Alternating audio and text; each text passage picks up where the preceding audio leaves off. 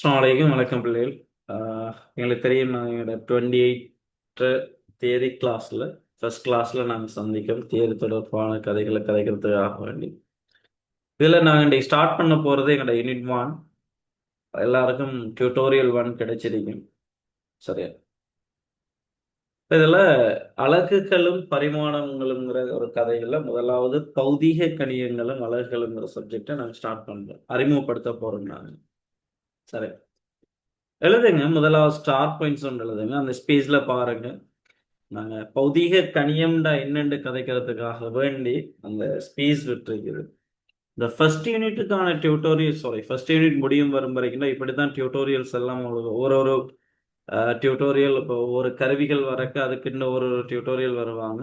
அதில் fill in the blanks மாதிரி தான் வருவாங்க. தேவையான விஷயங்கள் எல்லாம் அங்கே கதைக்கப்பட்டிருக்கு. மிக முக்கியமான பாயிண்ட்ஸ் எல்லாம் நீங்கள் எழுதுகிற மாதிரியும் கேள்விகள் எல்லாம் நாம் செய்கிற மாதிரிக்கும் இருக்கு. இப்படி தான் இந்த டியூட்டோரியல் வருவாங்க. சரி, ஓகே. முதல்ல எழுதுங்க. ஸ்டார் பாயிண்ட்ஸ் ஒன்று எழுதுங்க.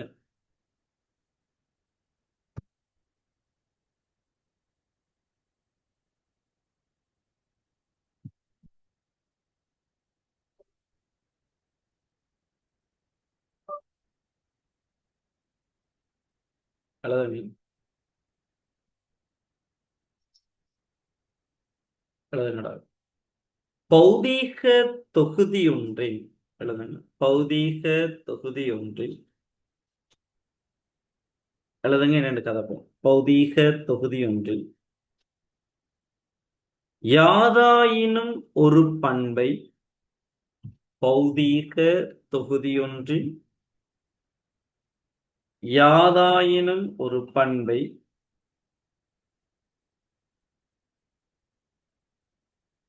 நேரடியாகவோ யாதாயினும் ஒரு பண்பை நேரடியாகவோ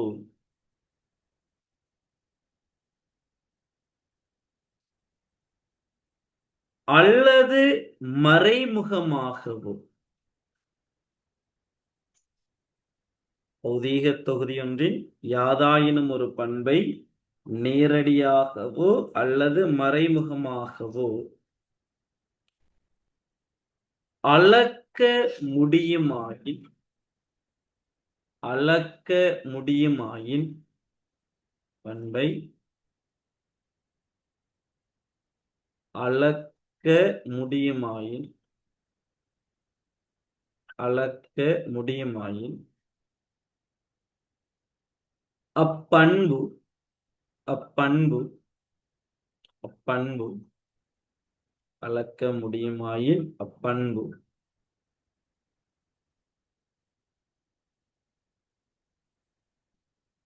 ஒரு பௌதீக கணியமாகும். அப்பண்பு ஒரு பௌதீக கணியமாகும். அப்பண்பு ஒரு பௌதீக கணியமாகும். சரி, நோட் பண்ணியாச்சா? கன்ஃபார்ம் பண்ணுங்கடா. அந்த பாயிண்ட் சொல்லிட்டீங்களாடா?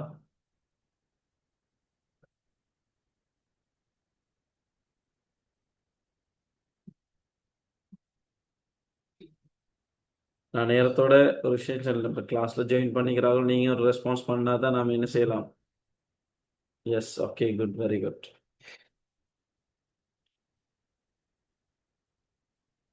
குட். சரி, இப்போ வரும்டா. நாங்க எழுதியிருக்கிற அந்த பாயிண்ட்ஸ் கதைச்சிட்டு இப்ப இந்த பௌதீக கணியம் தான் என்னென்னு கதைக்க வரும். சரி, அவன் எல்லாம் பாருங்க.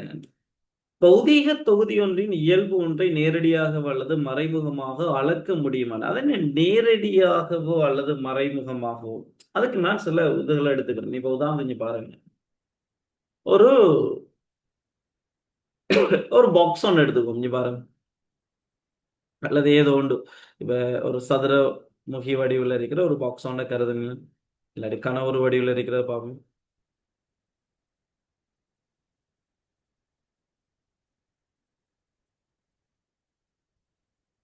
சரி, அப்படியே ஒரு பாக்ஸ் ஒன்று இருக்கு.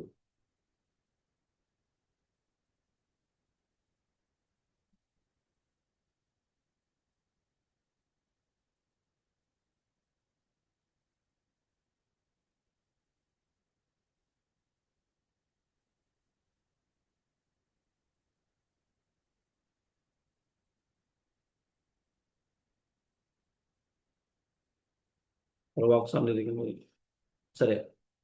நான் சில பண்புகள் மீன் இப்ப உதாரணத்துக்கு இவர் நீளம் இருக்கட்டுமா பாருங்க.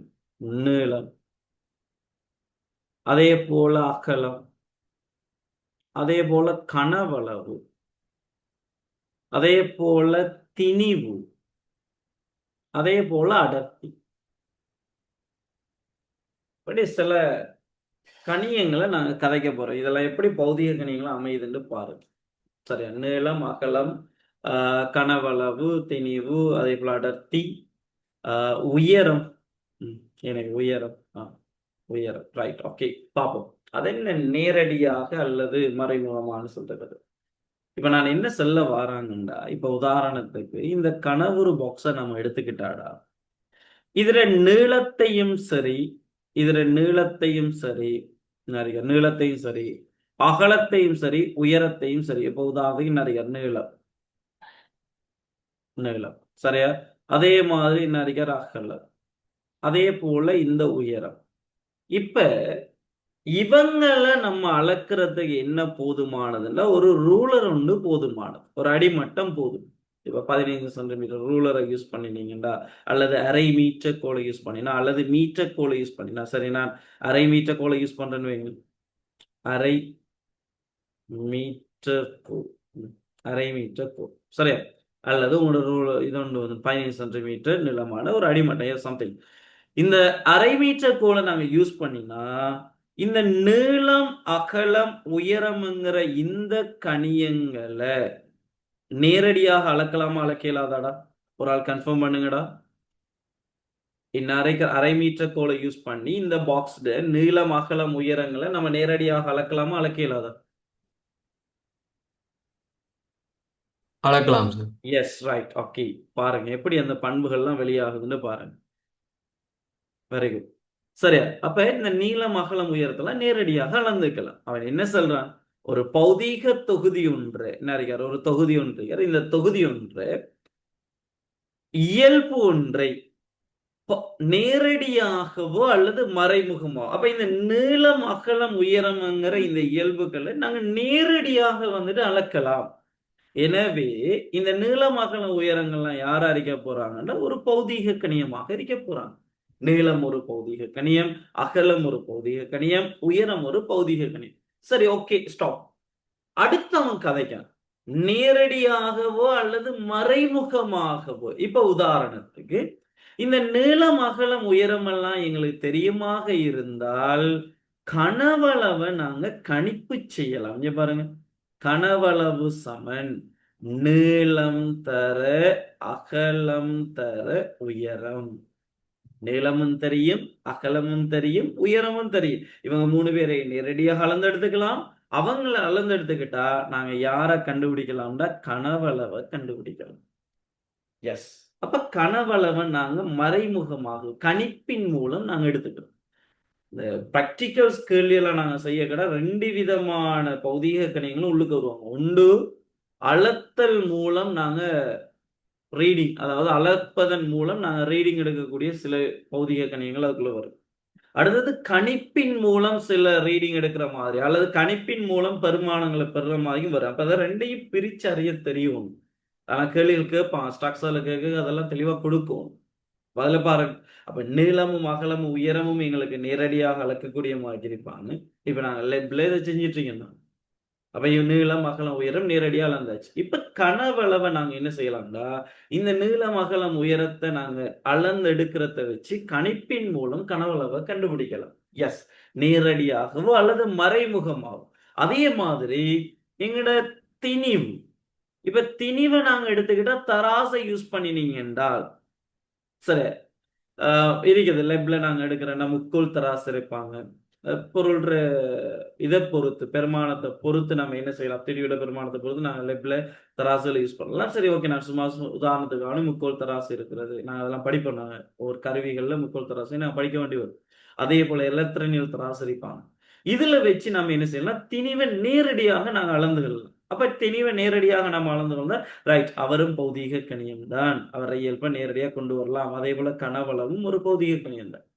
இப்ப கனவளவும் திணிவும் தெரியுமாக இருந்தால் நீங்க சின்ன வகுப்புல படிச்சிருப்பீங்கடா. அடர்த்தி சமன் திணிவின் கீழ் கனவளவு. இத கணிப்பின் மூலம் நாங்க எடுக்கலாம்.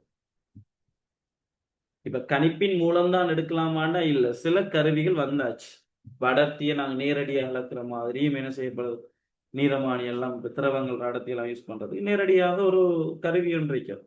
அவரையும் நாங்க எடுத்துக்கலாம். அதுதான் நான் சொல்றேன். மறைமுகமாக அல்லது நேரடியாக அளக்கக்கூடிய பண்புகளை தான் என்ன சொல்றாங்க, பௌதிக கணியம் சொல்றாங்க. அப்ப பௌதிக கணியங்களாக நீங்க கதைக்க போறது இந்த நீளம், அகலம், உயரம், கனவளவு, திணிவு, அடர்த்தி இருக்குது. இன்னும் வேகம் இருக்காது. இப்ப இடப்பெயர்ச்சி நேரம் தெரிஞ்சா நாங்க வேகத்தை கண்டுபிடிக்கலாம்.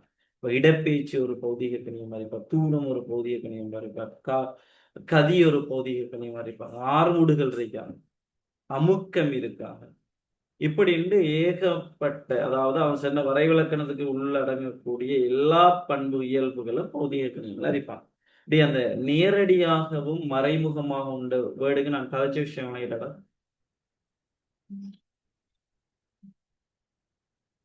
நம்மளோட இந்த ஸ்டார் பாயிண்ட்ஸ்ல நேரடியாகவும் மறைமுகமாண்டு கதைச்ச விஷயங்கள் விளங்கிட்டாங்க. பௌதிக கணியங்களுக்கு நம்ம கதைச்சது அந்த ஸ்டார் பாயிண்ட்ஸ் கதைச்சது.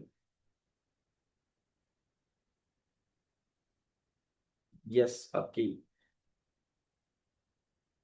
இப்ப நாம கதைங்க சொல்ல விஷயத்தை கவனிங்க. இப்ப எனக்கு இந்த இடத்துல அந்த ஸ்டார் பாயிண்ட்ஸ் தான் தேவை. இந்த இடத்துல நான் இப்ப உதாரணங்களாக இந்த நீளம், அகலம், ஆஹ் பௌதிக கணியங்களுக்கு நான் இன்னைக்கு எழுத போறதில்லை. எங்களுக்கு தேவையில்லை. ஏன் தேவையில்லைன்னா, இதே பௌதிக கணியங்களை நாங்க இந்த முதலாவது சாப்டர் முடிகிற இடத்துல திரும்ப நாங்க ஸ்டார்ட் பண்ணுவோம்.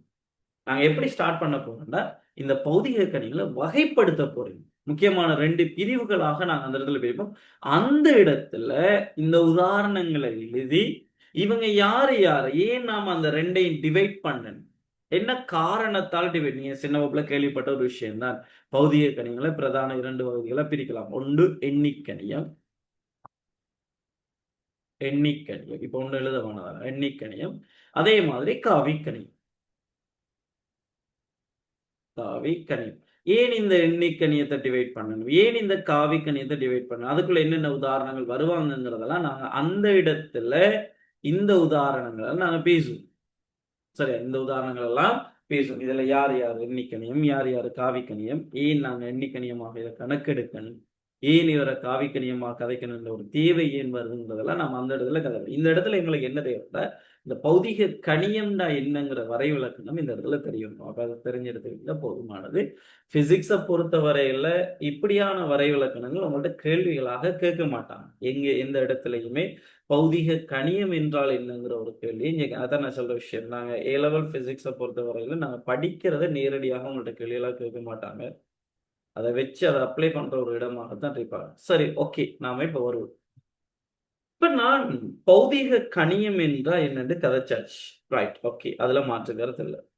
இப்ப இந்த பௌதிக கணியங்களை நாங்க கதை கேட்க அதோட சேர்த்து எங்களுக்கு என்ன வராங்கன்னா, அவங்களோட அலகுகள் எங்கள்கிட்ட வராங்க. இப்போ உதாரணத்துக்கு நீளம், அகலம், உயரங்களை நாங்க அளக்க போனோம். நல்லா கவனிங்க. நீளம், அகலம், உயரங்களை அளக்க போனா அவங்கள மீட்டர்ல நீங்க கதைக்கலாம், சென்டிமீட்டர்ல கதைக்கலாம், மில்லி மீட்டர்ல கதைக்கலாம், கிலோமீட்டர்ல கதைக்கலாம். இன்னமும் இருக்குது. இன்னும் என்ன இருக்குது, இன்ச்சின் அடி அழகெல்லாம் நான் இது பண்ணியிருப்பேன். ஏன்னா இன்ச் 2 அலகு இருக்குது. அதே போல அடின்னெல்லாம் யூஸ் பண்ணுவாங்க. நீளங்களை கதைக்கிறதுக்கு அடி, அப்படி இன்ச்சின்ட்டு கதைக்கிறது, அடின்னு கதைக்கிறது. பழைய காலங்கள் எடுத்துக்கிட்டீங்கன்னா இந்த மைல் கணக்குல கதைப்பாங்க. 1 மைல் 2 மைல் இது பண்ணுவாங்க. முறை இன்னும் கூப்பிடு தூரம்லாம் பழைய சில படங்கள்லையும் அதை கொண்டு வராங்க. சில படங்கள்ல வந்துட்டு இந்த கூப்பிடு தூரத்தை வச்செல்லாம் சில கதைகள், இப்போ ஒரு ஒரு இடத்துல இருந்து என்ன செய்யறது, கூப்பிடுறது. அப்ப அந்த அந்த கூப்பிடுற சத்தம் எது வரைக்கும் கேட்குதோ அதை சொல்றது ஒரு கூப்பிடு தூரம்னு சொல்றது. இப்படியான நீளங்கள் அளக்கிற முறைகளை பழைய காலங்கள் யூஸ் பண்ணா இன்னும் இருக்குது. பின்னால் நாங்கள் வரக்க இந்த ஒளியாண்டுன்ற ஒரு கதை வரும் நம்மள்கிட்ட. ஒளியாண்டு, அதாவது ஒரு வருடத்துல லைட் சொல்ற தூரம். இதான் நம்ம அந்த கோள்களுக்கு இடைப்பட்ட, பிரபஞ்சத்துல கோள்களுக்கு இடைப்பட்ட அந்த தூரங்கள் அளக்கிறது. ஒரு சூரியன்ல இருந்து இன்னொரு சூரியனுக்கான தூரம் என்னங்கிறத கதைக்கிறது எல்லாம் இந்த நீளத்துல அளக்க போறாங்க. ரைட், ஓகே, இப்ப வரும் நம்ம. இப்படி நாங்க இந்த பௌதிக கணியங்களுக்கு நாங்க அலகுகளை கலைக்கிறதா வித்தியாசமான அலகுகளை எல்லா இடங்களையும் யூஸ் பண்ண ஆரம்பிச்சாங்க. ஒவ்வொரு நாடுகள்ல ஒவ்வொரு முறையில அளந்துக்கிட்டாங்க. இப்ப எங்கட நாட பொறுத்த வரையில இந்த சின்னம் கதைக்கிறேன்டா இப்படி இந்த கவடுன்னு எல்லாம் யூஸ் பண்ணுவாங்க நீளம். 2 கால அப்படியே கொண்டு எடுத்து எடுத்து எடுத்து எடுத்து வச்சுட்டு போற டைம்ல அந்த ஒவ்வொரு ஸ்டெப்புக்கு இடைப்பட்ட அந்த தூரத்தை ஒரு கவடுன்னு சொல்லுவாங்க. இப்போ நான் இப்ப சும்மா உதாரணத்துக்கு கவனிங்க. இப்ப எங்கட நாட்டுல இந்த அடி அல்லது அல்லது இப்படி கதைப்போமே, இந்த மைல் வந்துகிட்டு மைல் தூரம் வந்துட்டு எங்கட நாட்டுல இருக்குதுன்னு வைப்போம். எங்கட நாட்டுல வசிக்கிறார்கள் அல்லது எங்க நாட்டுல இருக்கிறவங்க என்ன செய்றாங்கன்னா, இந்த தூரங்கள மைல்ல கதைக்க ஆரம்பிச்சாங்கன்னு வைங்க. இப்போ 1 மைல், 2 மைல், 3 மைலோடு இப்பயும் பழைய ஆட்கள் அத கதைப்பாங்க. எவ்வளவு தூரம் ஒரு 3 மைல் தூரம் இருக்குன்னு சொல்லுவாங்க. 2 மைல் தூரம் இருக்குன்னு சொல்லுவாங்க. சரி, இப்ப ஒரு வெளிநாட்டு ஒரு ஆள் அல்லது இந்த மைல் தூரம் பரிச்சயம் இல்லாத ஒரு ஆள் வந்துட்டு எ நம்மட நாட்டு யூஸ் பண்ணக்கூடிய ஒரு ஆளோட கலந்துரையாடுற ஒரு சந்தர்ப்பம் வருது. ஒரு தேவை வருது. இவங்க 2 பேரும் பேச வேண்டிய ஒரு தேவை வருது. அப்ப அந்த இடத்துல என்ன செய்றாங்கன்னா, கதைக்கிற விஷயத்த கொஞ்சம் எடுத்துக்கணும்.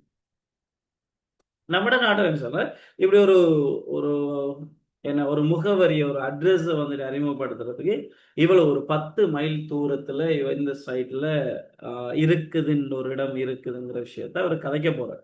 கதைக்கிற டைம்ல அவரோட கதைச்ச ஒரு ஆளுக்கு இந்த பிரச்சனை.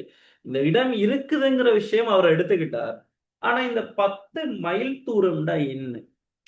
இது எவ்வளவு தூரத்த குறிக்கப் போகுதுங்கிறதுக்கு ஒரு ஒழுங்கான ஒரு 2 பேருக்கும் இடையிலான புரிதல் இல்லாத ஒரு விளக்கமாக அந்த கதை அமையும். ஏன்னா இவருக்கு தெரியும். நம்மட நாட்டு ஆளுக்கு தெரியும். ஏன்னா நம்மட நாட்ல அத யூஸ் பண்றாங்கன்னு வைங்க. அப்ப அவருக்கு தெரியும் 10 மைல்னா எவ்வளவு தூரம்னு தெரியும். சரியா? எவ்வளவு தூரம்னு தெரியும். ஆனா மத்தவருக்கு என்ன பிரச்சனை வருதுன்னா, இந்த 10 மைல்னா என்ன? இது எவ்வளவு தூரத்த குறிக்கும்? நம்மட நாட்டுல இப்ப தூரத்த அளக்கிறது யூஸ் பண்ற இந்த கணியத்தோட இத எப்படி தொடர்படுத்தலாம்ங்கிற ஒரு பிரச்சனை, ஒரு தெளிவில்லாத ஒரு பேச்சுவார்த்தையாக அது அந்த இடத்துல அமையுது. இப்ப இதெல்லாம் கருத்தில் கொண்டு என்ன செய்றாங்கன்னா, எஸ், நீங்க பௌதீக கணியங்கள நாங்க அறிமுகப்படுத்தியாச்சு. அதையும் தாண்டி இந்த பௌதீக கணியங்கள எல்லாருமாக, அதாவது நாங்க இந்த உலகத்துல இருக்கிற எந்த நாடாக இருந்தாலும் சரி, நீங்க இந்த பௌதீக கணியங்களுக்கு உங்களோட நாட்டுல யூஸ் பண்ற அளவை முறைகள அல்லது அலகுகள நீங்க யூஸ் பண்ணுங்க, பிரச்சனை இல்ல. ஆனால் எல்லாருக்கும் பொதுவான ஒரு அலகையும் நீங்க அறிமுகப்படுத்தி வச்சுக்கங்க. நீங்க இப்ப 10 மைல்னு கதைக்கிற, இப்ப இலங்கையில இருந்து ஒரு ஆள் 10 மைல்னு கதைக்கிற ஒரு ஆளுக்கு இந்த 10 மைல் எல்லா நாடுகளும் யூஸ் பண்ற அந்த அலகுலையும் தெரிஞ்சிருக்கணுங்கிற விஷயத்த கொண்டு வாராங்க. இப்ப 10 மைல், இப்ப நான் ஒரு ஆள்ட்ட 10 மைல்னு நான் சொல்றேன்னா, எனக்கு இன்னொரு விஷயமும் அதோட கூட தெரியும். என்ன தெரியணும்? எல்லா நாடுகள்லயும் யூஸ் பண்ற ஒரு இப்ப நீளத்த வச்சு நம்ம கதைச்சுக்குவோம். மத்ததெல்லாம் நீங்க தெளிவா புரிஞ்சுக்கலாம் என்ன கதைங்கிறது. அப்ப நீளத்த வச்சு நான் இப்ப நீளத்த அளக்கிறதுல எனக்கு நான் மைல்ல யூஸ் பண்றேன் நான். தூரத்தை அளக்கிற டைம்ல நான் மைல யூஸ் பண்றேன். 5 மைல், 6 மைல்னு கதைக்கிற எனக்கு அதோட என்னையும் தெரிஞ்சிருக்கணும்டா, எல்லா நாடுகளும் சேர்ந்து யூஸ் பண்ற அந்த அலகு முறையிலயும் அந்த தூரத்த கதைக்க தெரியும். நாம மைலுன்னு அந்த இடத்துல கதைக்க வரக்க அது எத்தனை இப்ப உதாரணத்துக்கு நான் சொல்றேன். நீளத்த அப்படி கொண்டு வராங்கடா. அப்படியே ஒரு மீட்டிங்க இது பண்ணி எல்லாருக்குமான ஒரு அழகாக, நீளத்த அளக்கிறதுக்கு எல்லாத்துக்குமான ஒரு அழகாக யார கொண்டு வராங்கன்னா, இந்த மீட்டர எஸ்ஐ அலகாக கொண்டு வராங்க. சர்வதேச அலகு. புரியுதா? சர்வதேச அலகு. கவனமா இருக்கணுமா? ரைட். எஸ்ஐ அலகாக இந்த மீட்டர கொண்டு வராங்க. அப்ப நான் அவரோட பேசுற டைம்ல, இப்போ ஒரு வெளிநாட்டவர் வந்திருக்காரு. அவரோட பேசுற டைம்ல எனக்கு தெரியும். மைல்ல இத்தனை மீட்டர்ங்கிறது தெரியும். இத தெரிஞ்சுட்டு கதை கேட்க, அவர்ட்ட நான் அத எக்ஸ்பிளைன் பண்ணங்க நான் என்ன செய்யலாம்? Right, okay. இத்தனை மீட்டர் தூரத்துல இருந்தா அவரும் என்ன செய்ய போறார்? ஏன்னா அவர் நாட்டுல வேற வேற அளவை முறைகள் இருக்கலாம். ஆனால் அவருக்கு அந்த மீட்டர்னா என்னன்னு தெரியும். என்னன்னு தெரிஞ்சிருக்கும். அப்படி என்ன செய்றாங்கன்னா, முழு உலகத்துக்குமாக எல்லா நாடுகளுக்கும் பொதுவான ஒரு அலகுகள அறிமுகப்படுத்துறாங்க. அதுதான் சர்வதேச அலகு முறை. ரைட்டா? இப்ப இந்த எம்மள இலகுபடுத்துறதுக்காக வேண்டித்தான் இந்த சர்வதேச அழகுமுறையை அறிமுகப்படுத்துறாங்க. சர்வதேச அழகுமுறையை அறிமுகப்படுத்து. இப்ப நான் கதைச்ச விஷயம் தான் இதுக்குள்ள தேவையான கதைகள். இதை கடந்து அதுக்குள்ள என்ன பேசுறாங்க விஷயத்த நம்ம பார்த்துக்கணும். சரியா? ரைட். இங்க கவனம். பாருங்கடா, பல்வேறு காலப்பகுதிகளில் பல்வேறு நாடுகளில் பல்வேறு வகைப்பட்ட அலகுகள் பயன்படுத்தப்பட்டன. பிரித்தானிய அலகு முறை யூஸ் பண்ணினாங்க. இப்போ அவங்களோட ஆட்சி காலத்துக்கு கீழே அல்லது இவங்களோட ஆட்சிக்கு இருந்த நாடுகள்ல எல்லாம் பிரித்தானிய அலகு முறையை யூஸ் பண்ணி, அவன்ட கண்ட்ரோல் இல்லாத நாடுகள் வித்தியாசமான அழகு முறைகளை யூஸ் பண்ணினாங்க. அப்ப இவங்க 2 பேருக்கு இடையில ஒரு தொடர்பு வரக்கு, இவங்க 2 பேருக்கு இடையில ஒரு பேச வேண்டிய நிர்பந்தம் வரக்கு, அங்க அதை என்ன செஞ்சாங்க, அதை கஷ்டப்பட்டாங்க. அதை தெளிவுபடுத்தியெல்லாம் போய் விளங்கிக் கொள்றது கஷ்டமாக இருந்துச்சு.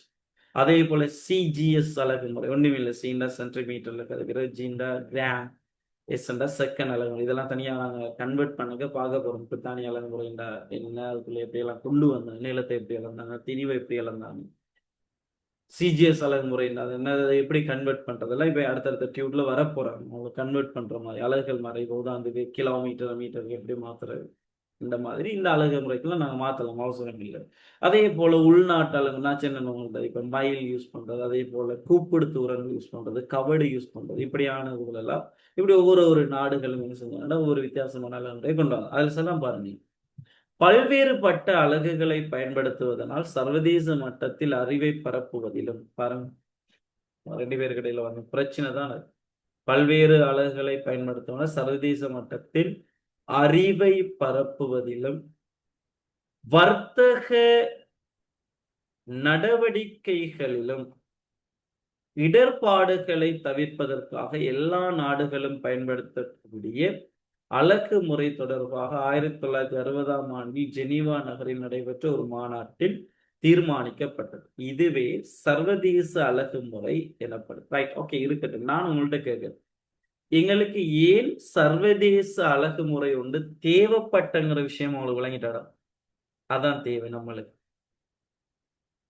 எங்களுக்கு ஏன் இந்த சர்வதேச அலகு முறை ஒன்று எங்க எல்லாருக்கும் தேவைப்பட்டங்கிற விஷயம் எல்லாருக்கும் விளங்கிட்டாரா? அகமது, நான் பேசுற விளங்குதா?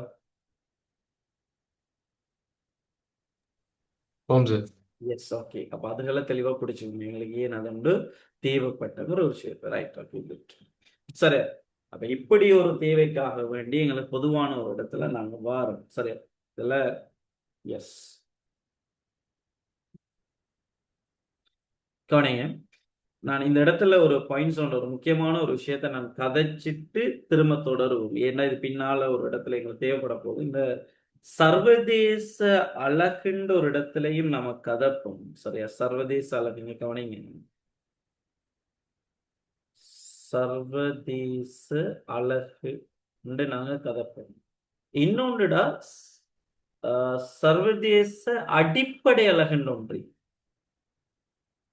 சர்வதேச அடிப்படை அழகு ரெண்டுக்கும் இடையில டிஃப்ரெண்ட் தெரியும். இப்ப நம்ம சும்மா கதைக்கிறோம், நமக்கு தெரிஞ்ச விஷயம் கதைக்கிறேன்டா. விசைன்ற ஒரு விஷயம் நான் படிச்சிருப்பேன், நீங்க சின்ன வகுப்புல படிச்சோம். விசை நியூட்டன்ல அளப்பாங்க. நியூட்டன் இதான் சர்வதேச அலகு. எஸ்ஐ அலகு நியூட்டன், கேபிட்டல் என். விஞ்ஞானிகள பேர்களை கதைக்க அங்க என்ன வரப்போகுதுன்னா கேபிட்டல் லெட்டர்ஸ்ல தான் அதை கொடுக்கணும்.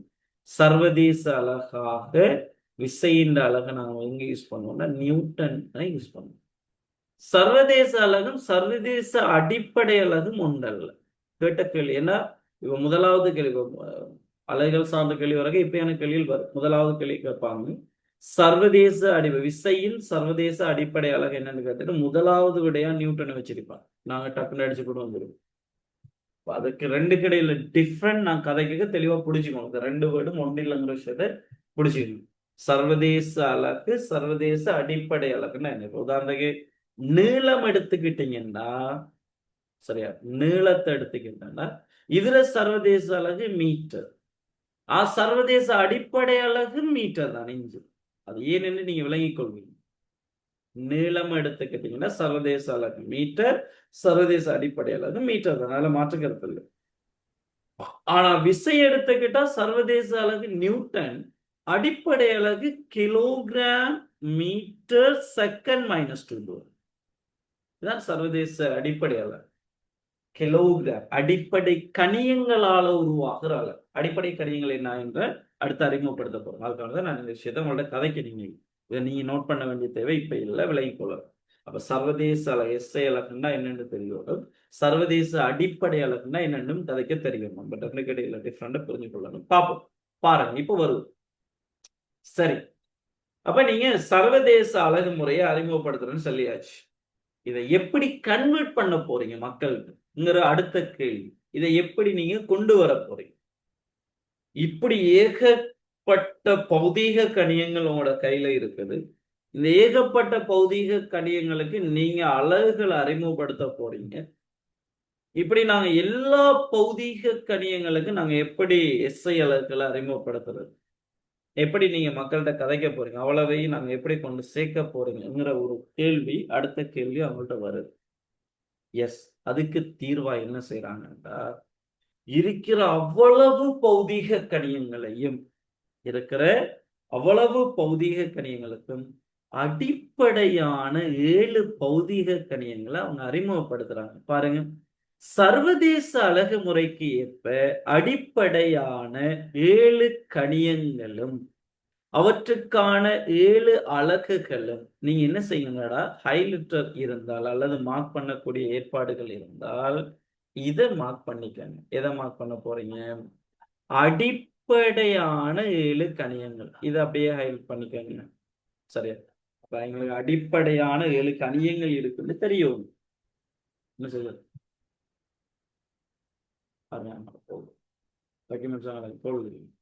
சரியா? அடிப்படையான 7 கணியங்கள்ங்கிற இந்த கதையை வந்துட்டு ஹைலைட் பண்ணிக்கங்க. Super super super. சரியா? அடிப்படையான 7 கணியங்களை அப்படியே ஹைலைட் பண்ணிக்கங்க. அடுத்து சொல்றேன் பாரு, அவற்றுக்கான 7 அலகுகளும் அத்துடன் 2 மிகை நிரப்பு கணியங்களும். அது யாருன்னு பார்ப்போம். கோணங்கள் அளக்கிற கணியங்கள் 2 அட்டாச் ஆகுறாங்க. அதோட 2 மிகை நிரப்பு கணியங்களும் அவற்றுக்கான அலகுகளும் நியமமாக்கப்பட்டுள்ளன. இந்த 2ஐயும் ஹைலைட் பண்ணிக்கங்க. எங்களுக்கு தெரியும், அடிப்படை கணியங்கள் முதலாவது விஷயம் உங்கள்ட்ட வருது. நான் திரும்பி பிசிக்ஸை வந்துகிட்டு பாடமாக்கி படிக்கிற ஒரு பாடம் அல்ல. ஆனா சில இடங்கள்ல நீங்க கட்டாயம் சில விஷயங்களை என்ன செய்யணும், பாடமாக்கி தான் வச்சிருக்கோம். அல்லது வேலை நாங்க போக போக போக இது அப்படியே மனசுக்குள்ள பதிஞ்சிருவாங்க. சரியா? என்னடா இந்த இதெல்லாம் வச்சு கேட்பான். இந்த அடிப்படை பௌதிக கணிய உதாரணத்தை நான் சும்மா சொல்றேன். நீங்க மின்னோட்டம்ன்ற ஒரு கதை, நீங்க சின்ன வகுப்புல கேள்விப்பட்ட விஷயங்கள் தான். இதை கதைக்கு மின்னோட்டம் எந்த அளவுக்கு கேட்பான் பாருங்க. மின்னோட்டம், மின்னோட்டம்ங்கிறதுல அடிப்படை பௌதிக கணியம், அது பிரச்சனை இல்லை. ஆனா கீழே தரப்பட்ட பௌதீக கணியங்கள்ல அடிப்படை பௌதீக கணியத்தை தெரிவு செய்கன்னு ஒரு கேள்வி வரும். எம்சிக்குள்ள வரும். வரக்க முதலாவது ஆன்சரா என்ன வைப்பாங்கன்னா மின்னேற்றம் வைப்பாங்க.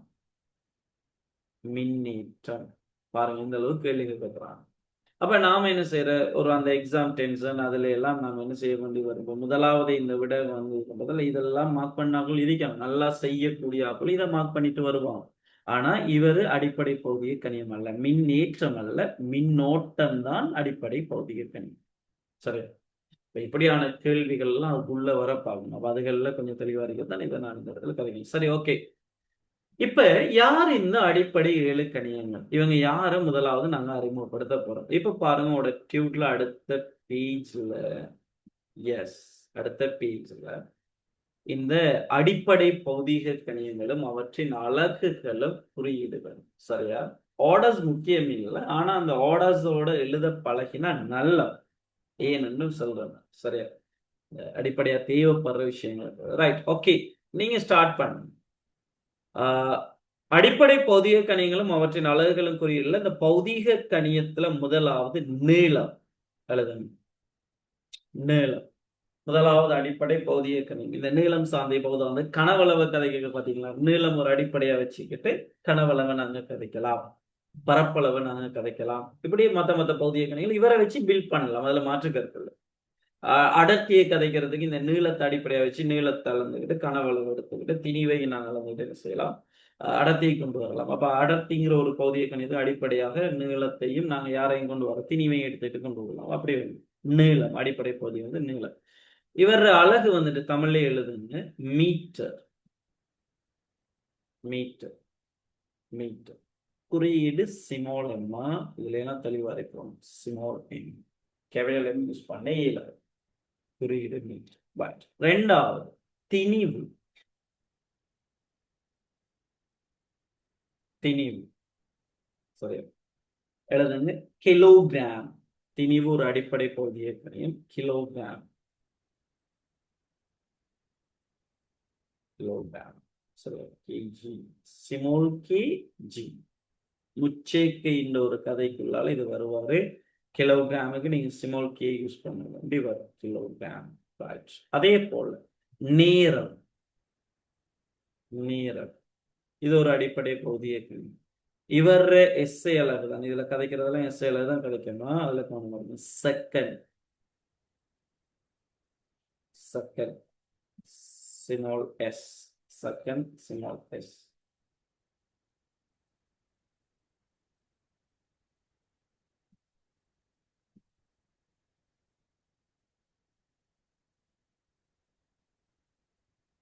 Small S. அதே போல வெப்பநிலை. வெப்பநிலை. வெப்பநிலை. வெப்பநிலை அளக்கிறால நீங்க கேள்விப்பட்டிருப்பீங்க. கேல்வின் செல்சியஸ்ல அளப்பாங்க, கேல்வின்ல அளப்பாங்க, ஃபரனைட்ல அளப்பாங்க. இதெல்லாம் சின்ன வகுப்புல இருக்குதுன்னு. இங்க எஸ்ஐ அழகாக நாங்க யாரை யூஸ் பண்றோம்னா கேல்வினை யூஸ் பண்றோம். கேல்வின் கவனமா இருக்குன்னா அந்த விஞ்ஞானிகள் பேர் யூஸ் பண்ணுங்க கேபிட்டல் லெட்டர்ஸ் யூஸ் பண்ணுவாங்க. Kelvin capital K. ஒரு குறியீடு கேபிட்டல் கீ. ரைட். நம்பர் 5 மின்னோட்டம். நம்பர் 5 மின்னோட்டம். நம்பர் 5 மின்னோட்டம்.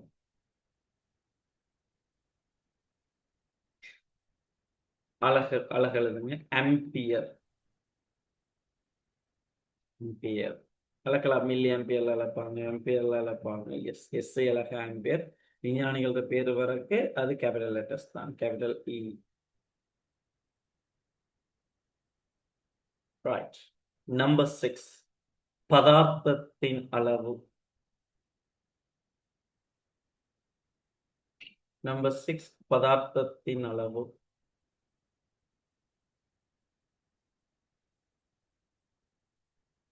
பதார்த்தத்தின் அளவு. மோல். மோல். மோல். ரைட். பதார்த்தத்தின் அளவு. சரி. இந்த நம்பர் 7 இந்த பௌதீக கணியத்தை நாங்க இப்ப உதாரணத்து நம்ம இங்க எழுதிக்கிற பௌதீக கணியங்களும் பின்னால கதைப்போம். அதுல மாற்றுக்கிறது இல்லை. ஒவ்வொரு அளவுக்குள்ள அதெல்லாம் வந்து போகும். சரியா? ஆனா நான் இந்த இடத்துல 7வதாக எழுத போற இந்த பௌதீக கணியம் இந்த இடத்துக்கு மிக முக்கியமான ஒரு ஆள். இவரை என்ன உங்களை பிழையான ஒரு வழிநடத்திச்ச கேள்வியில பிழையாக்கக்கூடிய ஒரு இடத்துக்கு இவர் வருவார். நான் உங்கள்கிட்ட இந்த பாடங்கள் ஸ்டார்ட் பண்றதுக்கு முன்னால ஒரு கதையும் சொன்னேன்டா. என்னன்னா பிசிக்ஸ் தியரிகள் படிக்கிற டைம்ல நீங்க எங்கெல்லாம் பிரச்சனையா ஃபீல் பண்றீங்களோ அங்க இருந்தா கேள்விகளை எழுப்புவாங்கிற ஒரு கதை. இந்த 7வது பௌதீக கணியம் நான் அறிமுகப்படுத்த இது A-level பிசிக்ஸ்ல 11வது யூனிட் நம்ம கதைக்கும் வரும் வரைக்கும் இந்த பௌதீக கணியத்தை நம்ம எடுக்க மாட்டோம். இன்னைக்கு மட்டும்தான் நம்ம அதை கதைக்க போறோம். அதனால ஏன்னா இதே மாதிரி ஒரு ரிலேட்டடான பௌதீக கணியம் பின்னால வரும். நம்ம அந்த இடத்துல போய் பிழையாக பார்க்கறது. நல்லா கவனிங்க. நீங்க பாருங்கடா. இப்படி ஒரு 3 வேர்டை நான் இந்த இடத்துல உங்கள்ட்ட கதைக்க போறேன். ஒன்று சரியா? ஒன்று ஒளிச்செறிவு. லைட்டு புரியதா? ஒளிச்செறிவு. இன்னொன்று ஒளிச்செறிவு. ஒளிச்செறிவு. அடுத்தது ஒளிர்வு செறிவு. ஒளிர்வு செறிவு. இப்படி சரியா? நல்லா கவனிங்கடா. இதுல இந்த 7வது அடிப்படை பௌதிக கணியம் யாருன்னா ஒளிர்வு செறிவு. ஒளிர்வு செறிவு. ஏன் சொல்ல வாருன்னா இப்படி கீழே அடிப்படை பௌதிக கணியங்கள்ல எதென்று செலக்ட் பண்ணனோடு முதலாவது என்ன செஞ்சிருவாங்கன்னா இவரை கொண்டு வந்து அங்க கொண்டு வந்துருவான். சில இடங்கள் பிள்ளைகள கொப்பியை நாம் பார்க்குற டைம்ல இதே அடிப்படை பௌதிக கணியம் எழுதியும் வச்சிருக்காங்க. ஒளிச்செறிவு ஒளிச்செறிவுன்னு எழுதியிருக்காங்க. இந்த ஆசிரியர்கள் அதை கன்வெர்ட் பண்றாங்களா அல்லது இவங்க அதை பிள்ளையா விளங்கி இன்னைக்கு எழுதி வச்சிருக்காங்களா? இல்ல நோட்ஸ்ல இருக்கிறத நாங்க ஃபாலோ பண்ண போறோம். பிறகு ஒரு தரம் நாங்க படிக்க எங்களோட நோட்ஸை நம்பி தான் நாங்க படிக்க போறோம். அப்ப எழுதுற டைம்ல கொஞ்சம் கவனமா கிரகிச்சு அதுல எழுத பழகவும் அல்லது பிழையாக அதை கன்வெர்ட் பண்றார்கள் அதை திருத்திக் கொள்ள பார்க்கணும். நல்லா கவனிங்க. அப்ப இந்த இடத்துலடா ஒளிச்செறிவு ஒளிச்செறிவு அதே போல ஒளிர்வு செறிவு இவங்க ரெண்டு பேரும் அடிப்படை பௌதிக கணியங்கள் அல்ல. இவங்க ரெண்டு பேரும் யாரும் இல்ல, அடிப்படை பௌதிக கணியங்கள் இல்ல.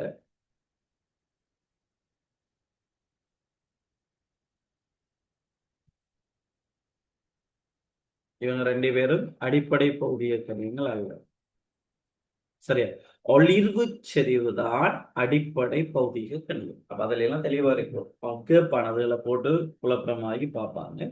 சரி, நம்பர் 7 ஒளிர்வு செறிவு. அந்த இடத்துல நீங்க சின்ன ஒரு மார்க் வச்சுக்கலாம். இதுல கொஞ்சம் கூட கவனம் கொடுங்க. ஏன்னா இந்த பௌதிக கணி இங்க மட்டும்தான்டா படிக்க போறோம். இதுக்கு பிறகு நம்ம இதை படிக்க மாட்டோம். ஆனா இந்த நீளம், திணிவு, நேரம், வெப்பநிலை, மின்னோட்டம், பதார்த்தத்தினால திரும்ப திரும்ப திரும்ப திரும்ப நாங்க அடுத்தடுத்த அலகுகள்ல நாங்க சந்திப்போம் அது அவங்களை.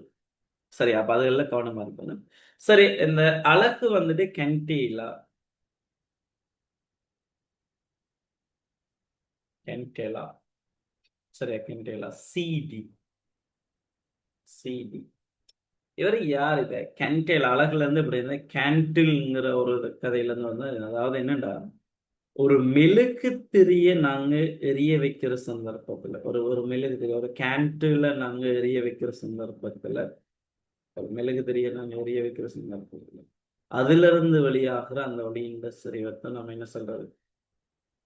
ஒளிர்வு செறிவுன்னு சொல்றோம். ஒரு கேண்டில் அதுல இருந்து வந்ததுதான் அந்த கேண்டேலாங்கிற அழகு வந்துட்டு சிடி கேண்டில் வந்து வந்தது. சரி, ஓகே, அது பிரச்சனை இல்லை.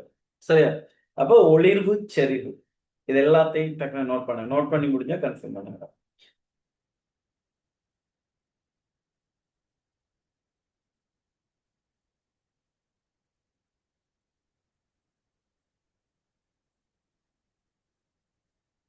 நோட் பண்ணி முடிச்சிட்டீங்கன்னா கன்ஃபார்ம்.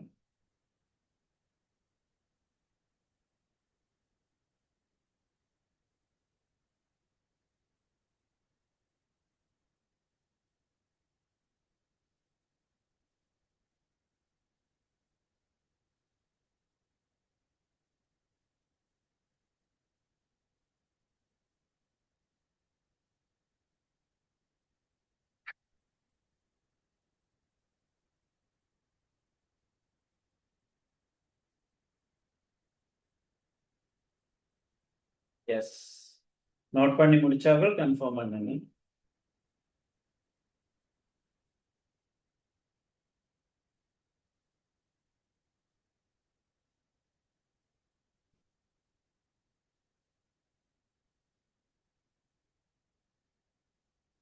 Good, okay. சரியா? இப்ப நாங்க அடுத்தடுத்து கடக்க போறோம். சரி, அப்படி நோட் பண்ணி முடியாது ஸ்டேஜ் ஷாட் எடுத்து வச்சுட்டு திரும்ப எழுதி எடுக்கிற மாதிரி பிரச்சனை இல்லை. என்னடா பெரிய ஒரு விஷயம் வந்து அதுக்குள்ள இல்ல. Right, okay. நாம இப்ப வருவோம். அடுத்த பாருங்க. மிகை நிரப்பு பௌதீக கணியங்களும் அவற்றின் அலகுகளும் குறியீடுகள். இப்ப நீங்க என்ன செய்ய போறீங்கன்னா இதுல இந்த தலைப்புக்கு கீழ உங்க ஸ்பேஸ் இருந்தா நம்மளோட டியூப் தானே ஒரு 2 வரியில நோட்ஸ் ஒன்று சின்ன ஒரு பாயிண்ட்ஸ் ஒன்று எழுதுற மாதிரி அதுக்கு கீழே இப்படி ஸ்டார்ல இன்னைக்கு எழுதிக்கலாம். நீங்க இன்னைக்கு எழுதிக்கலாம் அல்லது கீழே இங்கேயும் எழுதி விட்டாலும் பிரச்சனை இல்லை. நம்மளோட நோட்ஸ் தான் அது பிரச்சனை இல்லை. எழுதுங்க. எழுதுங்க. கோணம் அளக்கும்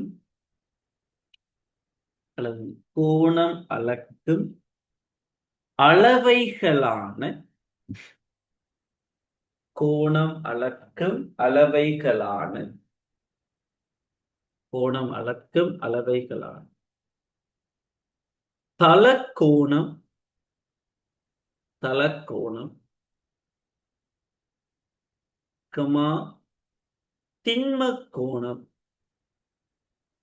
திண்ம கோணம் திண்ம கோணம் ஆகிய இரண்டும் தலக்கோணம் கமா திண்ம கோணம் ஆகிய இரண்டும் ஆகிய இரண்டும் ஆகிய இரண்டும் மிகை நிரப்பு கணியங்கள் ஆகும். ஆகிய இரண்டும் மிகை நிரப்பு கணியங்கள் ஆகும். ஆகிய இரண்டும் மிகை நிரப்பு கணியங்கள் ஆகும். ரைட். இப்ப இந்த இடத்துல பாக்ஸ்ல இப்ப வந்து எழுதுங்க. தலக்கோணம் வட்டத்தில் அளக்கிற கோணம் தலக்கோணம். அலகு எழுதுங்கடா, எஸ்ஐ அலகாக யூஸ் பண்றது ஆரையன். ரேடியன் சொல்லணும், ஆரையன் ரெய்டு. எல்லாம் என்னங்கிறத நாங்க தனித்தனியா பார்ப்போம். ரேடுங்கிற அழகு முறை யார் எங்கிருந்து வர பாகை. இப்ப கோணத்தை அளக்குறோம்னா பாகை நாங்க யூஸ் பண்ணிருக்கோம். கலை எங்களுக்கு தெரியும். இது யார் இந்த ஆரையன்? அவங்க ரெண்டு பேருக்கு இடையில என்ன தொடர்பு வரும், எப்படி கன்வெர்ட் பண்ணலாம், அதெல்லாம் தனித்தனியா நாங்க கதைக்க போறோம். ஆரையன் ரெய்டு. அதே போல திண்ம கோணம்.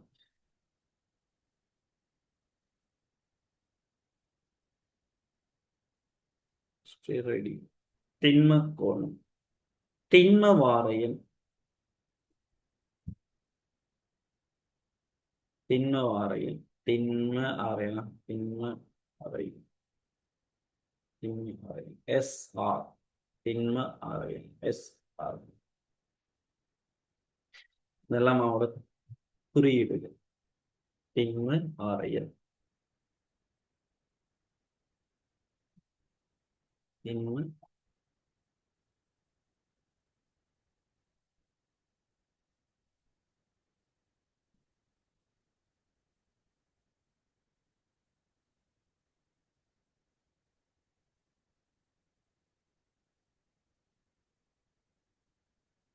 திண்ம ஆரையன்.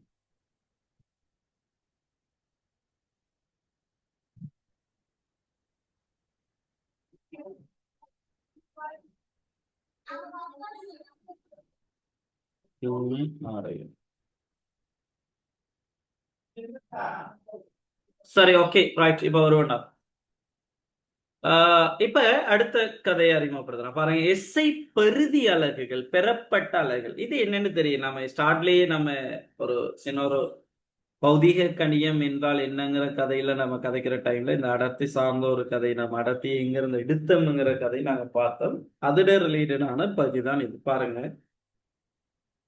அடிப்படை கணியம் மூலம் பெறப்படும் அலகுகள் எஸ்ஐ பெறுதி அலகுகள், பெறப்பட்ட அலகுகள் எனப்படும். அடிப்படை கணியம் மூலம் பெறப்பட்ட அலகுகள். இப்ப உதாரணத்துக்கிடம் நான் இந்த விசைங்கிற ஒன்று நம்ம யூஸ் பண்ணுவேன். விசை சின்ன வகுப்புல படிச்சிருப்பீங்க. நியூட்டன் ரெண்டாம் விதி எஃப் சமன் எம் இன்டு ஏன்னு படிச்சிருப்பீங்க. எம்ங்கிறது திணிவு, ஏங்கிறது ஆர்முடுகம்.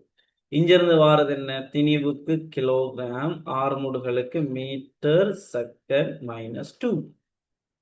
இதுல பாத்தீங்கன்னா திணிவு, இங்க பாருங்க, இது திணிவு இருக்காரு, நீளம் இருக்காரு, நேரம் இருக்காரு. இவரும் ஒரு அடிப்படை பௌதிக கணியம், இவரும் ஒரு அடிப்படை பௌதிக கணியம், இவரும் ஒரு அடிப்படை பௌதிக, 3 அடிப்படை பௌதிக கணியங்கள் சார்ந்து நாம விசைக்கு எழுதி வச்சிருக்கோம். இதை சொல்றதான் இதை பெறுதி அலகுன்னு சொல்றது. பெறப்பட்ட அலகுகள்ல ஒரு அலகு. இவருக்கு விசேடமாக நியூட்டன் ஒரு கதை இருக்குது, அதுவும் பின்னால கதைக்க போறாங்க. இவர் அழகாக நாம நியூட்டனையும் நாம கதைப்போம். சரி, அவன் சின்ன விஷயத்துக்கு நான் சொல்றேன். இப்ப உதாரணம் அடர்த்தி, அவருக்கு ஒரு சிறப்பு பேர் இல்ல தானே, அடர்த்திய கதைப்போம். அடர்த்தி பார்த்தீங்கன்னா திணிவின் கீழ் கனவளவு. திணிவு கிலோகிராம், கனவளவு மீட்டர் கியூப், நீளந்தர அகலந்தர உயரம். அப்ப இதுல இருந்து கிலோகிராம் மீட்டர் -3. சரியா? 2 அடிப்படை பௌதிக கணியங்கள் அலகுகளை வச்சு நான் அடர்த்தியில் அலகு எழுதலாம். இங்க பாருங்க, இது முதலாவது திணிவு வச்சு எழுதி, நீளத்தை வச்சு எழுதி. 2 அடிப்படை பௌதிக கணியங்களை வச்சு நம்ம என்ன செய்யறோம்னா இந்த பெறப்பட்ட அடர்த்தி இந்த அலகு நாங்கள் எழுதப்படும். இப்ப அடிப்படையான கணியங்கள் மூலம் பெறப்படும் அலகுகள் எஸ்ஐ பெறுதி அலகுகள், பெறப்பட்ட அலகுகள் எனப்படும்.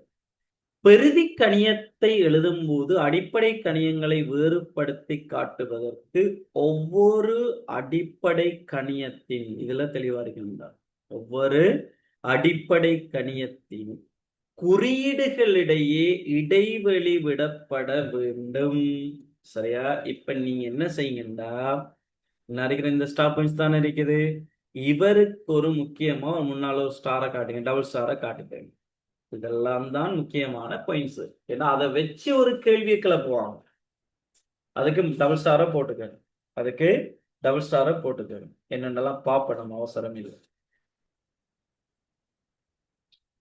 அந்த டியூப்ல இது சார்ந்த கேள்விகள்லாம் உங்கள்கிட்ட கேட்பாங்க. அதுகளுக்கு கதைக்க தெரியும். எஸ், டியூட்டோரியல் நம்பர் 2ல அந்த கேள்வி இருக்குது. சரி, பார்ப்போம். சரியா? பெறுதி கணியத்தை எழுதும் போது அடிப்படை கணியங்களை வேறுபடுத்தி காட்டுவதற்கு ஒவ்வொரு அடிப்படை கணியத்தின் குறியீடுகளுக்கிடையே இடைவெளி விடப்பட வேண்டும். இப்ப உதாரணத்துக்கு இப்ப அடர்த்திட அலகடா இப்படி நான் எழுத இயலாது. கிலோகிராம் மீட்டர் -3 எழுதினால் இது பிழை. ஒவ்வொரு அடிப்படை பகுதி, இப்ப கிலோகிராம், இவருக்கும் அவருக்கும் இடையில சின்ன ஒரு ஸ்பீஸ் ஒன்று வரும். ஏன்னா கிலோகிராம் ஒரு அடிப்படை பௌதிக கணியம். இங்க பாருங்க, கிலோகிராம் அடிப்படை பௌதிக கணியம், மீட்டர் ஒரு அடிப்படை பௌதிக. அவங்க ரெண்டு பேருக்கு இடையில சின்ன ஒரு ஸ்பீஸ் வரணும். இப்படி சேர்த்து எழுதியலாரு. இப்ப ஆறுமுடுகள் அழகு எழுதுக்க மீட்டர் செகண்ட் -2 எழுதியலாரு. எப்படி எழுதுன? Metre second -2. நல்லா கவனிங்க. இதே டார்கெட் பண்ணி கேள்விகளுக்கு முதலாவது இப்படி எல்லாம் நோட் பண்ணி வச்சிருப்பாங்க. இப்படி எல்லாம் கதைப்பாங்க, கமாவெல்லாம் வச்சு இப்படி எல்லாம் வச்சிருப்பாங்க. இதெல்லாம் இப்படி எல்லாம் எழுதியலாரு. சின்ன ஒரு இடைவெளி இருந்தால் மட்டும் போதுமானது. சின்ன ஒரு இடைவெளி இருந்தால் மட்டும் போதுமானது. மீட்டர் செகண்ட் -2 வரும். சரியா? அப்ப அந்த ஸ்டார் பாயிண்ட்ஸ் விளங்கிக்கணும். பெறுதி கணியத்தை எழுதும் போது அடிப்படை கணியங்களை வேறுபடுத்தி காட்டுவதற்கு ஒவ்வொரு அடிப்படை கணியத்தின் குறியீடுகளுக்கு இடையே இடைவெளி விடப்பட வேண்டும். இந்த பாயிண்ட்ஸ் விளங்கிட்டாடா எல்லாருக்கும்? முதலாவது பெறுதி கணியம்னா என்னன்னு தெரியும். பெறப்பட்ட அலகுகள் அல்லது பெறுதி கணியங்கள்னா என்னன்னு தெரியும். வேணாம், அது அடிப்படை கணியங்கள் வந்து வருது. இப்ப உதாரணத்துக்கு இந்த விசை, அதே போல அடர்த்தி, அதே போல அமுக்கம், இதெல்லாம் அடிப்படை அலகுகள் இருந்து நாங்க எடுக்கலாம். அடிப்படை பௌதிக கணியங்களும் எடுக்கலாம். எல்லாருக்கும் இந்த பாயிண்ட்ஸ் விளங்கிட்டா?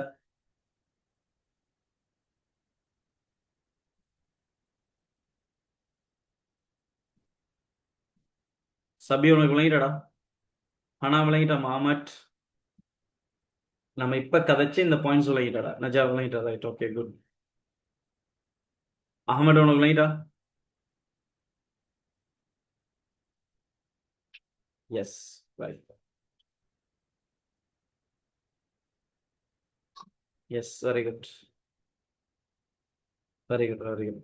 சரி, அப்ப அதுல கவனமா இருக்கணும். அப்ப நீங்க அலகுகள் எழுதಕ್ಕೆ என்ன செய்யணும்? ஒரு சின்ன ஒரு ஸ்பீஸ் ஒன்று வரணும். அதுக்கான பெரிய இடைவெளி இட வேண்டிய தேவை இல்லை. வித்தியாசமா விளங்கினா மட்டும் போதும். அந்த ஸ்பீஸ் ஒன்று வந்திருக்குதுங்கிற ஒரு விஷயம் இருந்தால் மட்டும் போதுமானது. அதை டார்கெட் பண்ணி எழுத தெரியணும். பாருங்க, கீழே அடுத்த சொல்லுவாங்க, அடிப்படை கணியங்களுக்கிடையே காட்புள்ளியோ, அடிப்படை பௌதிக கணியங்களுக்கிடையே காட்புள்ளியோ முற்றுப்புள்ளியோ இடப்பட மாட்டாது. எம்சிக்யூல இதெல்லாம் இட்டு எழுதி வச்சிருப்பான். அந்த இடத்துல கவனமா பார்க்கணும், நல்லா அவதானிச்சு பார்க்கணும். இதெல்லாம் டார்கெட் பண்ணி கேள்வி வரைக்கு இதெல்லாம் எழுதி வச்சிருப்பான். இப்படியான முறைகள் எழுதலாமாங்கிற மாதிரி எல்லாம் கதைப்பாங்க. கவனமா இருங்க. அப்ப காட்புள்ளியோ முற்றுப்புள்ளியோ இடப்பட மாட்டாது. சிறப்பான பெயர் கொண்டு அழைக்கப்படும் பெறுதி அலகுகளும் உள்ளன. இப்ப உதாரணத்துக்கு விசை. இப்ப இதுக்கு சிறப்பான பெயர் கொண்டு என்ன அழைக்காங்க? நியூட்டன் கதைக்காங்க. இதெல்லாம் பார்ப்போம் பின்னால என்னென்னலாம் சிறப்பான. நம்ம ஒரு ஆள் எடுத்து கழிச்சுட்டு உதாரணங்கள் எழுதுறதுக்கு நம்ம அதெல்லாம் எழுதிட்டு போகலாம். சரியா? அப்ப சிறப்பான பேர் கொண்டு அழைக்கக்கூடியது யார் இருக்காரு? இந்த விசையில நியூட்டன் இருக்காரு. அழைக்கப்படும் பெறுதி அலகுகளும் உள்ளன. ஆனால் அவற்றையும் எஸ்ஐ பாருங்க அடிப்படை கணியங்கள் சார்பாக குறிப்பிடலாம். இதைத்தான் எஸ்ஐ அலகுண்டா என்ன, அடிப்படை எஸ்ஐ அலகுண்டா என்னங்கிறத நான் கதைச்சது. இப்ப சர்வதேச அலகு, இப்ப விசையை நீங்க எடுத்துக்கிட்டீங்கன்னா சர்வதேச அலகு, அது சிறப்பான பெயரத்தை நாங்க கொடுத்திருப்பாங்க சர்வதேச அலகாக. விசையின் சர்வதேச அலகு நியூட்டன், அதுல மாற்று கருத்து இல்லை. ஆனா கேட்கிற கேள்விய கவனமா இருக்கணும். எஸ்ஐ அடிப்படை கணியங்கள்ல கேள்வி கேட்டிருந்தால் நியூட்டனுக்கு அல்லது விசைக்கு நாங்க எழுதக்க அவர் அடிப்படை கணியங்களை வச்சு எழுதணும். Kilogram metre second -2. இதுதான் விசையின் அடிப்படை சர்வதேச அலகு. சர்வதேச அலகுண்டா என்ன, அடிப்படை சர்வதேச அலகுண்டா என்ன? இப்ப உங்களுக்கு அந்த விஷயம் விளங்கிட்டா? சர்வதேச அலகுண்டா என்னென்று கதைக்க வாரதும் அடிப்படை சர்வதேச அலகுண்டா என்னென்று கதைக்க வாரதும் விளங்கிட்டாடா உங்களுக்கு? நான் இந்த விசையை வச்சு கதைச்சது உங்களுக்கு விளங்கிட்டா? அடிப்படை கணியங்கள் சார்ந்து கதைக்கிறத சொல்றது. அதோட அடிப்படை சர்வதேச அலகுகளை வச்சு நாம என்ன செஞ்சோம்னா அதை கதைச்சோம்னா அது சர்வதேச அடிப்படை அலகுல வருவாங்க. நியூட்டனுங்கிறது அது ஒரு இசை அலகு, விசை என்ற சர்வதேச அலகு. சர்வதேச அடிப்படை அலகுன்னா என்னங்கிற விஷயம். Right, okay, good. அதான் ஒவ்வொரு விஷயத்தையும் தெளிவா விளங்கிட்டு கடந்துட்டு வந்தீங்கன்னா நம்மளே லேசு பின்னால கதைக்கிறதெல்லாம் லேசா போவாங்க. சரியா? அதெல்லாம் கவனமா இருக்கு.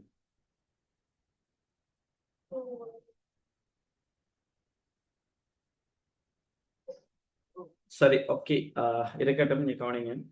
இப்ப நாங்க கதைச்ச விஷயத்த நீங்க எடுத்துக்கோங்க. கதைச்ச விஷயத்த எடுத்துக்கங்க. இனி இதுல தொடர்ச்சியாக நாங்க என்ன செய்ய போறோம்? அடுத்த சிறப்பான பெயர் கொண்ட பிரதி எஸ்ஐ அலகுகள் என்ற அடிப்படையில நாங்க அதெல்லாம் கதைக்கணும். அதை நோட் பண்ணணும். சரியா? அது இருக்கட்டும். நான் அதை அடுத்த கிளாஸ்ல நான் இது பண்ணி தரேன். உங்களுக்கு அடுத்த டியூட்டோரியலும் உங்களோட குரூப்ல அப்டேட் ஆகும். அதையும் பிரிண்ட் அவுட் எடுத்துங்க. அது ஃபுல்லா கேள்விகள் சார்ந்ததா இருப்பாங்க. ஏன்னா அடுத்த கிளாஸ்லயே நாங்க பரிமாணங்களை அறிமுகப்படுத்துவோம். பரிமாணங்களை இன்னொரு கிளாஸ் தான் எங்களுக்கு தேவை. இதுல ஃபுல் தியரி கிளாஸஸை முடிக்கிறது. இதோட தியரி முடிஞ்சிடும். அந்த ஃபர்ஸ்ட் டியூட்டோரியலுக்குரிய தியரிஸ் எல்லாம் முடிஞ்சிடும். அப்ப நீங்க கட்டாயம் என்ன செய்யுங்கன்னா அந்த டியூட்டோரியலையும் பிரிண்ட் அவுட் எடுத்துக்கோங்க. கேள்வி செய்யக்க நல்ல இன்ட்ரெஸ்டா இருக்குல்ல. பரிமாணங்கள் சம்பந்தமான எந்த விதமான டவுட்டும் வராமலுக்கு நீங்க என்ன செய்யலாம். அடுத்தடுத்த கிளாஸ்ல இந்த டியூட்டோரியல் செஞ்சு பழகிக்கலாம். சரி, அப்போ செஞ்சு பழகிக்கலாம். சரி, ஓகே. இன்ஷால்லா நான் என்ன செய்யணும், அடுத்த கிளாஸ்ல நான் சந்திப்போம். அடுத்த கிளாஸ்ல சந்திப்போம்.